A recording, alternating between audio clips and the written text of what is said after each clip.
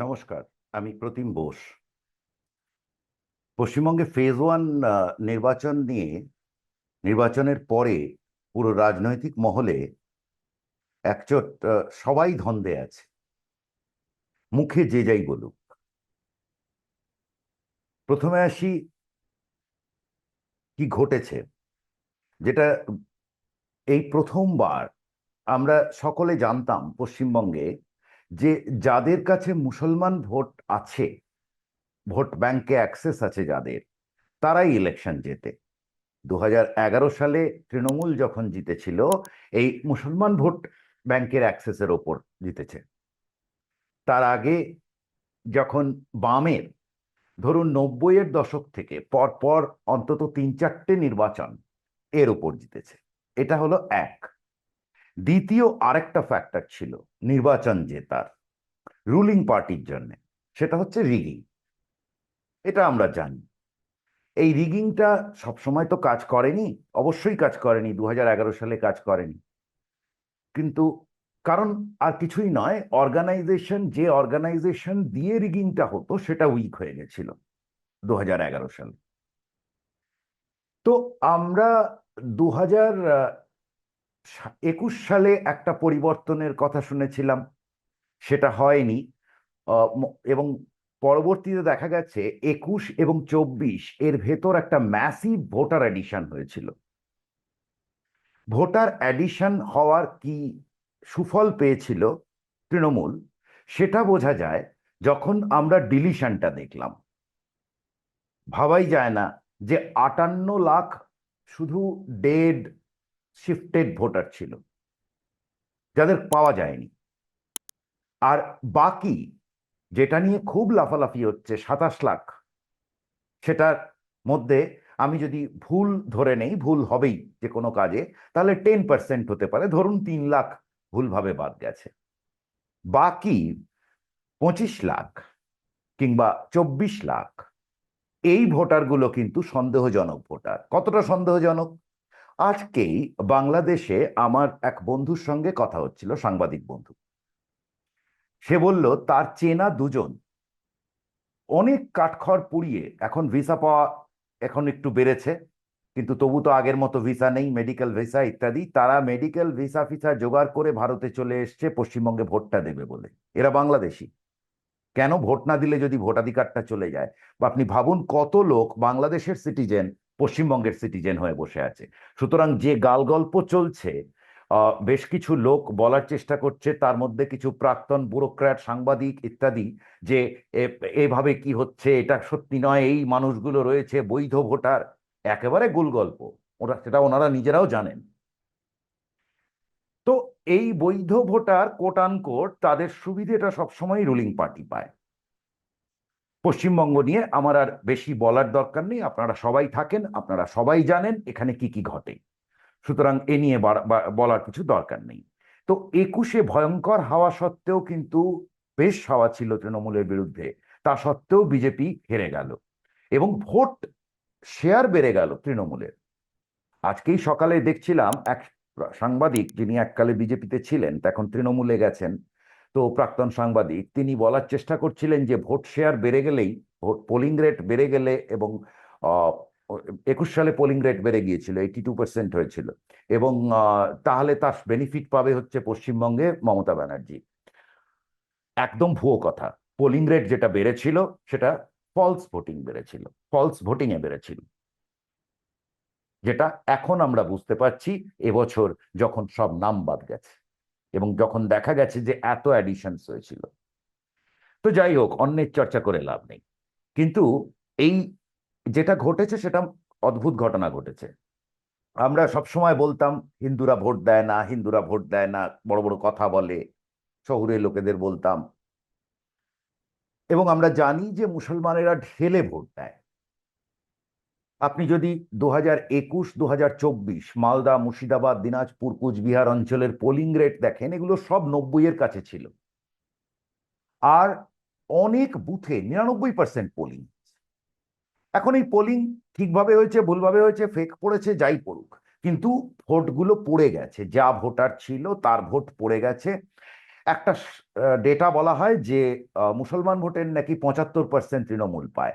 একদম অবিশ্বাস্য, বোগাস কথা, আমি বিশ্বাস করি না।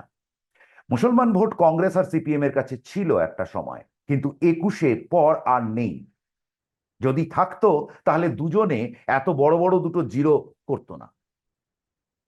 ভোটটা ছিল, মালদা মুর্শিদাবাদ অঞ্চলে ছিল, দিনাজপুরে ছিল, এককালে রায়গঞ্জে তো জিততো। তাহলে সেই ভোটগুলো যদি অতই ভোট থাকতো, তাহলে হারলো কেন ওইভাবে, জিরো করলো কেন? জিরো হয় কখনো? ভোটটা শিফট হয়ে গেছিল তৃণমূলের দিকে। কে স্টাডি করেছে আমার জানা দরকার নেই, ভারতবর্ষে একটাই এজেন্সি এই সমস্ত করে। তারা যা বলে সেগুলোই সবাই বেদবাক্য হিসেবে নেয়, কিন্তু এগুলো আদৌ বিশ্বাসযোগ্য নয়। কিন্তু মোটামুটি তাও আমাদের নিতে হচ্ছে। যেমন ধরুন, হিন্দু ভোটের ক্ষেত্রে বলা হয়েছে 75% পড়ে। আমরা জানি 80% টোটাল পোলিং রেট। বাস্তবে হিন্দু ভোট আরো কম পড়ে আমার ধারণা, যতটুকু আমি, শহরাঞ্চলে তো বটেই। এখন এই যে বাস্তবতা, এই বাস্তবতার বাইরে বেরিয়ে এসে আজকে আমরা যখন 93% দেখছি পোলিং রেট, এই 93%টা কিন্তু মুসলিমদের জন্য হয়নি, এটা হিন্দুদের জন্য হয়েছে। মুসলিমরা যেমন ভোট দেয় তেমনই দিয়েছে। আপনি সহজে ভেবে দেখুন, মালদা মুর্শিদাবাদে যে নাম বাদ গেছে তার ওপর ভোটটা হচ্ছে। বাদ গেছে মূলত মুসলিম নেমস, ভোটার্স, কোট আন কোট, আপাতত অবৈধ। তো তাহলে তার উপর আপনার 88 থেকে বেড়ে যদি 93 95 হয়, বাড়েনি আসলে। বাড়লেও খুবই সামান্য, নেগলিজেবল কোনো ব্যাপার। কিন্তু তার থেকে বড় কথা হচ্ছে, এই ভোটটা অলরেডি তৃণমূলের পক্ষে পড়েছিল 21 এবং 24-এ। সুতরাং এখান থেকে নতুন করে তৃণমূলের পাওয়ার কিছু নেই। তৃণমূলের কমে কি গেল? কমে গেল হচ্ছে ফলস ভোটিংটা। এটা আমি তৃণমূল বলে বলছি না, এখানে যদি ruling party X Y Z যে থাকতো, সে তারপরে ওই ফলস ভোটিংটা হতো। এতদিন অবধি তাই হয়েছে, গত 50 বছর তাই ঘটেছে। তাহলে ওই ফলস ভোটিংটা প্রায় 5%, সেটা বাদ গেছে। এখন যেটা ঘটেছে, এদিক থেকে ভোটটা বেড়ে গেল হচ্ছে হিন্দুদের, যে ভোটটা ছিল না।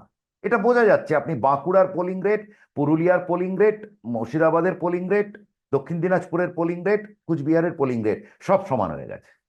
বাঁকুড়ায় মুসলিম পার্সেন্টেজ কতটুকু? আট, বোধহয় 8%। ঝাড়গ্রামে কতটুকু? পশ্চিম মেদিনীপুরে কতটুকু? খুব কম এগুলো। তাহলে সেই সমস্ত জায়গায় আপনি দেখছেন পোলিং, সব জায়গায় আপনি যেখানেই যাচ্ছেন পোলিং রেট হাই। সুতরাং হিন্দুরা এই যে 4 থেকে 6% এক্সট্রা পোলিং হয়েছে নেট, মানে যদি আপনি ভোটার যেহেতু কম হয়ে গেছে, সেটার এফেক্টটা যদি ধরে নেন, তাহলে 4 থেকে 6% এক্সট্রা ভোটিং হয়েছে। মানে এটা একটু অঙ্কের ব্যাপার, যে ডিনোমিনেটরটা ছোট হয়ে গেলে পরে পার্সেন্টেজটা বেড়ে যাবে, যাকে। কিন্তু সেই পার্সেন্টেজটা অ্যাডজাস্ট করে 4 থেকে 6% নেট এক্সট্রা ভোটিং হয়েছে। তা আপনি তর্কের খাতিরে 5% ধরে নিন। এই 5% যে এক্সট্রা ভোটিংটা হয়েছে, দেখা যাচ্ছে 15 থেকে 20 লাখ কমপক্ষে নতুন ভোটার এসেছে। নতুন মানে এরা ভোট দিত না, ওই আর কি, হ্যাঁ যাবো আবার যাবো, আজকে তো ছেলের অমুকের বিয়ে বাড়ি আছে, অমুক আছে তমুক আছে, হাজার যুক্তি দিয়ে যেত না, কিংবা হয়তো ভয় পেয়ে যেত না, যে কারণেই হোক না কেন। এই এরা সবাই হিন্দু, এরা এসে লাইনে দাঁড়িয়ে পড়েছে। তাহলে এই হিন্দু প্রথমবার যেটা ঘটতে যাচ্ছে পশ্চিমবঙ্গে, বহুদিন বাদে হিন্দুরাই ঠিক করবে সরকারে কে আসবে। যেটা ভোট ব্যাংকের রাজনীতিটা ছিল, এই ভোট ব্যাংকের রাজনীতিটা ভেঙে চুরমার হয়ে গেছে। এখন তৃণমূল কিসের ওপর ডিপে ভাবছে? তার আগে বলি বিজেপি কি ভাব। বিজেপি ভাবছে হিন্দু ভোট পড়লে এটা তার ফেভারে আসবে। আমি আমি কিন্তু মনে করি না। কারণটা খুব সহজ, কারণ হিন্দুরা মেজরিটি। মেজরিটি ভোটিং এর একটা প্যাটার্ন থাকে।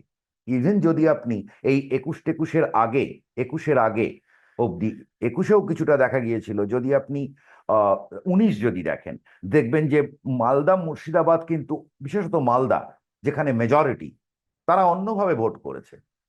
তারা ওখানে মেজরিটি কখনো ওইভাবে অতটা হয় না, তার ওই টেনাসিটিটা কম থাকে।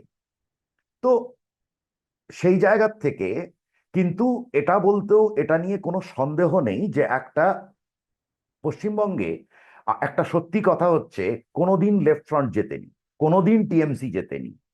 নিজে মানে টিএমসি কে লোকে জিতিয়ে দিয়েছে, লেফটকে জিতিয়ে দিয়েছিল 77 সালে। তারপর তারা ক্ষমতাটা ধরে রেখেছে, একটা দুটো ইলেকশন নিজের জোরে করেছে, বাকিটা রিগিং এর জোরে করেছে। সেম ঘটনা তৃণমূলের জন্য সত্যি। তো এবার যেটা ঘটে, অ্যান্টি রুলিং পার্টি ভোট পড়ে পশ্চিমবঙ্গে। কংগ্রেসকে সরাতে গিয়ে লেফটকে নিয়ে এসছে, লেফটকে সরাতে গিয়ে টিএমসি কে নিয়ে এসছে। তাহলে যে 40% ভোট বিজেপি পায়, এটা অ্যান্টি টিএমসি ভোট। এটা এটা বিজেপি কে ভালোবেসে ভোট না। এর একটা ছোট ছোট এক্সাম্পল আছে। যদি লেফটের, আমরা সবাই জানি 45% ভোট ছিল, সেটা 2004 2006 50% ভোট হয়ে গিয়েছিল, ঠিক যেমন তৃণমূলের 21 সালে ঘটেছে।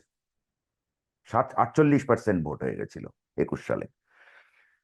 তাহলে 45% ভোট হুড় করে চলে গেল কেন?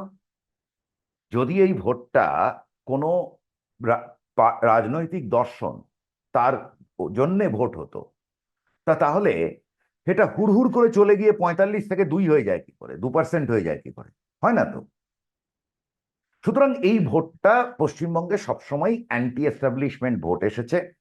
তারপর খানিকটা হচ্ছে লেথার্জি, বদলানোর পক্ষে নয় কোনো কিছুতে। নিজেদেরই আমরা জানি, আমাদের নিজেদের বাঙালিদের নিজেদের নিয়েই বদলাতে চাই না আমরা। আরো অনেক উদাহরণ আছে এর। কেউ আর তার সঙ্গে রিগিং একটু করে দিলেই হলো, আপনি ক্ষমতায় থেকে যাবেন বহু বছর। হ্যাঁ, তো এই হচ্ছে এখানকার রাজনীতির ফর্মুলা। এখন এই ফর্মুলাটাতে এবার যে ডিসরাপশনটা হয়েছে, সেটা এই কারণে আলাদা যে এই ডিসরাপশনটা অ্যাডমিনিস্ট্রেটিভ হয়েছে। অতীতে যখন তৃণমূল বা লেফট যখন সোকল্ড আন্দোলন করে উঠে এসছে, আন্দোলন মানেই ভায়োলেন্স, এখানে রুলিং পার্টির ভায়োলেন্সকে অপোজিশন পার্টি তার ভায়োলেন্স আরো বেশি ভায়োলেন্স করে তাকে ভয় পাইয়ে দেয়, ভয় পাইয়ে দিয়ে তারপরে করে। এই হচ্ছে নিয়ম। আপনি দেখুন 77-এ যে জিতেছে, তার আগে কি কি কি ভায়োলেন্স হয়েছে। অতীতে লেফট ভায়োলেন্স হয়েছে, তারপরে কংগ্রেস এসে একচোট ভায়োলেন্স করেছিল, সুতরাং এরা ওকে কাটিয়ে দিল। তারপরে ক্ষমতায় এসে ভায়োলেন্স করেছে লেফট। তৃণমূল, আপনি দেখুন 2006 থেকে 2011 রাজ্যে কি পরিমাণ ভায়োলেন্স হয়েছে। তৃণমূল করেনি সবটা, ও ক্ষমতাও ছিল না, কিন্তু তাদের হয়ে আর কেউ করেছে, মাওবাদীরা করেছে। তো এবার যেটা ঘটেছে সেটা হচ্ছে যে এবারে এই ভায়োলেন্স হয়নি, কোনো ভায়োলেন্ট এর মধ্যে নয়, অ্যাডমিনিস্ট্রেটিভ মেজার নেওয়া হয়েছে, যে অ্যাডমিনিস্ট্রেটিভ মেজারের ভেতর থেকে উঠে এসছে। এবার তৃণমূল করেছে কি, আমার ধারণা এই যে এতগুলো লোক লাইনে এসে দাঁড়িয়ে গেল, আমার ধারণা যে এর জন্য তৃণমূলই দায়ী। তৃণমূল এত বেশি ড্রাম বাজিয়েছে, যার ফলে ওভার হাইপ হয়ে গেছে। তৃণমূল বেশি করেছে বলে আমার মনে হয় ভোটে বোঝা যাবে। কারণ তা না হলে বাঁকুড়া বা পুরুলিয়ার লোকেরা কেন এসে 93% পোলিং করে দিল? তাদের কি ছিল? সেখানে তো এসআইআর এর কোনো ইম্প্যাক্ট নেই। ঝাড়গ্রামে কি এসআইআর এর ইম্প্যাক্ট আছে? তো সেজন্যে এই গোটা যে দাঁড়িয়ে গেছে, এবার যেটা সমস্যা হচ্ছে, তৃণমূল ভাবছে, তৃণমূল গত 2 মাস যেটা করেছে সেটা হচ্ছে door to door whispering campaign. এবং এটা নিয়ে বলতে আমার দ্বিধা নেই যে বিজেপি তার আউটরিচ ওই জিরোর কাছাকাছি কিছু একটা হবে গ্রাউন্ড লেভেলে। নেই, মানে অনেক জায়গায় ক্যান্ডিডেটকে খুঁজে পাওয়া যায় না প্রায়, এমন অবস্থা। তো তো সেই জায়গার থেকে আউটরিচটা, তৃণমূলের আউটরিচ সত্যিই এক্সেলেন্ট। সে মনে করছে যেটা, যে সে এই আউটরিচের মাধ্যমে ভোটটা পাবে। ওই যে যে গ্যাপটা তার হচ্ছে, 4-5%-এর গ্যাপ আছে, যেটা ইলেকশনিয়ারিং কোট আনকোট দিয়ে ম্যানেজ হতো, ওইটা সে করবে। এইটা ছিল ছক। কিন্তু আমার ধারণা এই যে 4 থেকে 6% এক্সট্রা হিন্দু ভোট পড়ে গেল, এইটা হিসাবে ছিল না, এইটা হিসাবে কারোরই ছিল না। ফলে এতটা ভোট পড়ে যাবে কারোরই হিসেবে নেই। তা না হলে অনুব্রতর মতো পাকা ভোট খেলুড়ে সে বলছে এমন ভোট আমি বাপের দুটো কথা বলেছে, দুটোই খুব গুরুত্বপূর্ণ, যে এমন ভোট আমি বাপের জন্মে দেখিনি কোট আনকোট। আরেকটা কথা বলেছে, এবার কাউকে ঘর থেকে ঠেলে ভোট দিতে বার করতে হয়নি, সবাই নিজে গিয়ে ভোট দিয়ে এসেছে। এখন দেখুন, আপনারা সবাই জানেন ভোটটা যে নিজে দলের পক্ষে দেওয়ানো হয় কিভাবে হয়। দলের লোকেরা গিয়ে কাকা মাসি মেশো করে নিয়ে যায়, তারপরে তারা ভোট দেয়। তো তখন সে জানে যে এটা আমার ভোট। এবারে যদি লোকে হুড়মুড়িয়ে সকালবেলা উঠে ভোট দিতে চলে যায়, তাহলে সে বুঝতে পারছে না, এবং বিজেপি মনে করছে এই ভোটটা সেই পাবে। সে মনে করছে যে একটা অ্যান্টি টিএমসি ওয়েভ আছে, যেটা কারেক্ট। কিন্তু সে মনে করছে যেহেতু হিন্দু, সে ভোটটা এখানেই আসবে। এই এইটা কতটা ঠিক আমরা জানি না। আর বিজেপি তৃণমূলের যে আউটরিচ আছে সেটাকে ইগনোর করাটা ঠিক নয়। তৃণমূলের সত্যিই আউটরিচ আছে। মহিলা ভোটারদের ভেতর কত ভোট পাবে তৃণমূল, সেটা দেখতে হবে। সব মিলিয়ে যেটা ঘটেছে সেটা হচ্ছে এরা সবাই ধন্দে আছে। আমি একটা মজার জিনিস কাল থেকে শুনতে শুরু করেছি। ইনফ্যাক্ট আমি না, আরো কয়েকজনের সঙ্গে কথা হলো, সেটা শুনতে শুরু করেছি। সেটা হচ্ছে যে আহ, এটা আসছে যারা তৃণমূল সাপোর্টার সেখান থেকেই, সুতরাং আসছে যখন কথাটা নানান ভাবে আসছে আর কি, পার্কোলেট ডাউন করে, যে দিদি ক্ষমতায় থাকবে কিন্তু সিটটা কমে যাবে। কেউ বলছে 160 হবে, কেউ বলছে 160-70 হবে। তো সুতরাং একটা জিনিস হয়েছে ফার্স্ট ফেজ ভোটের পর, যে প্রথম যে লেকচারটা হচ্ছিল যে 200, এবার তো 200, 250 পার, পারলে পরে 294 হয়ে যায়, এই ধরনের যে কথাগুলো হচ্ছিল, এটা কিন্তু আর নেই। এবং এটা বাস্তবও নয়। বিজেপির ভোট বাড়বে, এ নিয়ে কোনো সন্দেহ নেই। কত সিট পাবে সেটা আমি জানি না, আমার কাছে কোনো টিয়া পাখি নেই। এবং যতক্ষণ এই ধরনের ভোটে কোন রকম গেস ওয়ার্ক করাটা হচ্ছে সব থেকে, আমার মতো সাংবাদিকের পক্ষে কোনো গেস ওয়ার্ক করাটা হচ্ছে সব থেকে বড় ভুল। কারণ আমার কাছে কোনো বেঞ্চমার্ক নেই যার ভিত্তিতে আমি বলতে পারি। এটা ঠিক যে বাড়তি ভোট পড়েছে, বাড়তি ভোট পড়লে অ্যান্টি ইনকামবেন্সি ভোট হয় সাধারণত। কিন্তু বাড়তি ভোটটা ইনকামবেন্সি অ্যান্টি ইনকামবেন্সি ওয়েভে যে বাড়তি ভোট পড়ে সেভাবে তো আসেনি। ভোটটা তো এসছে একটা অন্য কারণে। বাড়তি ভোটটা কিভাবে গ্রামে গ্রামে রটে গেল যে এইবারের ভোট না দিলে পরে ভোটার লিস্ট থেকে নাম চলে যাবে? এরকম কোনো ঘটনাই নয়। ভোটার লিস্ট একবার রিভিশন হয়ে গেছে মানে হয়ে গেছে। তো রটে গেল এবং তারা চলে এলো। তো সুতরাং সেইখান থেকে যে আহ, বাড়তি যে মানে এই ভোটটা কিভাবে বিহেভ করবে সেটা আমরা জানি না। তাই আমি অবশ্যই হাত গুনে বলতে পারবো না কে জিতছে, কিন্তু এটা বুঝতে পারছি ভোটটা অদ্ভুত রকমের একটা রেজাল্ট হবে। যেটা যে পক্ষেই যাক, তৃণমূলের পক্ষে যাক, বিজেপির পক্ষে যাক, অদ্ভুত রকমের রেজাল্ট হবে। তৃণমূলের পক্ষে গেলে আমি তৃণমূলের অর্গানাইজেশন মাসল, তার পৌঁছে যাওয়াকে, আইপ্যাককে ক্রেডিট দেব। আর যদি বিজেপি পক্ষে যায় এই ভোট, তাহলে আমি ক্রেডিট দেব ভোটারের, বিজেপির ক্রেডিট দেবো না আমি। বিজেপির 25-30% ক্রেডিট দেবো, তার বেশি না। 75-70% ক্রেডিটই সাধারণ লোকের হবে, যারা ঠিক করেছে যে ভোট এবার বিজেপিকে ভোট দেবে। ধন্যবাদ।